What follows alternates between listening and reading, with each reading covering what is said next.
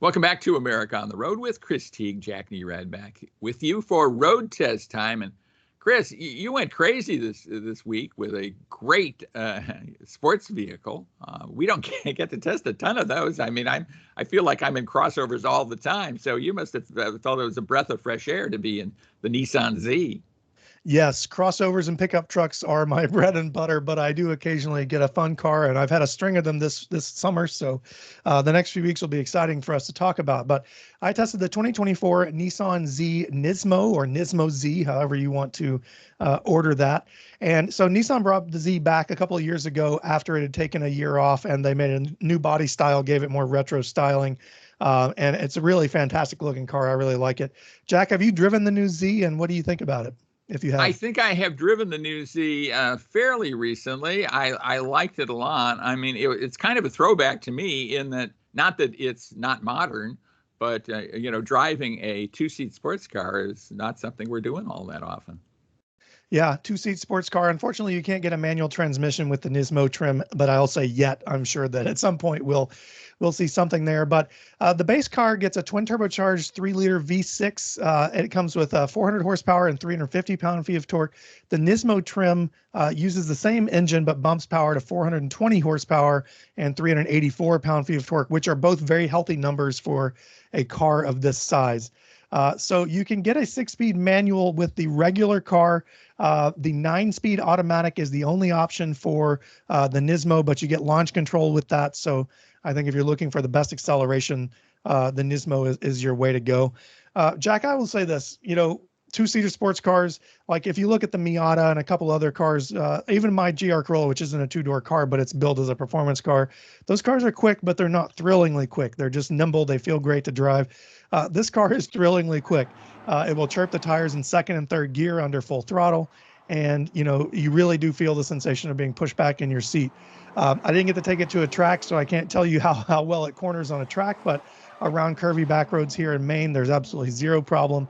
And the ride quality is surprisingly better than that in my Corolla. So I was surprised to be able to go over bumps and not feel like I needed to tighten my fillings in my teeth afterward. You get large wheels. Like I said, the suspension system is very well tuned in this car. And the only thing I really have a problem with here, Jack, and I'm going to compare it to an older Infiniti vehicle. The engine in this car reminds me of the VQ V6 engines that came in the G35 and the old Nissan Zs, or the older Nissan Zs. It's got this sort of hum and drone to it that I don't really love, but at full throttle, it sounds great. You get burbles out of the exhaust pipe and can make some noise. What do you think of this car's exhaust note and how it compares to like the Supra or a V8? I'm not a big exhaust note guy. I kind of like fast cars that are silent and not not one that loves the burbles and all of that stuff, and the occasional backfire and crazy stuff that's coming out the exhaust. So I always think that's kind of strange that there's so much attention paid to that. But other people love that and they really care about the exhaust note, so that's fine. Maybe I'm just a child. I don't know. I like the noise. So, yeah. So in the standard car, you get cloth upholstery inside. You can get leather in the upgraded trim, but the Nismo has synthetic suede Recaro sport seats. And I have to tell you, these are some of the most supportive seats I've been in a mainstream brand car. I think if you get like a BMW with the carbon package, you get tighter seats, but this one is very supportive. They're they're wide enough for my large rear end of sitting at home working on at my desk all day. And there's plenty of room for both front passengers because you don't have a back seat. So you have a good amount of space to adjust front and back. One thing I will say about this, I was able to find a comfortable driving position at 6 feet tall. However, my wife at 5'1", even with the seat all the way up, she couldn't see over the steering wheel. So I think that if you're looking at this car, maybe and you're shorter, maybe you should go drive it before making a final decision to make sure you can really see over the steering wheel, because she was very irritated about that. But you get a great amount of tech in this car. So the standard 8-inch screen is upgraded to a 9-inch display in the Nismo trim. You get wireless Apple CarPlay, Android Auto, Amazon Alexa, navigation, and an 8-speaker Bose sound system. We talked about this a couple of weeks ago, Jack, but one of the things I really like about Nissan's infotainment is that their screens are very crisp, the resolution is very high, and there's enough processing power there to make it easy to swipe through without having to wait for lag and things to load.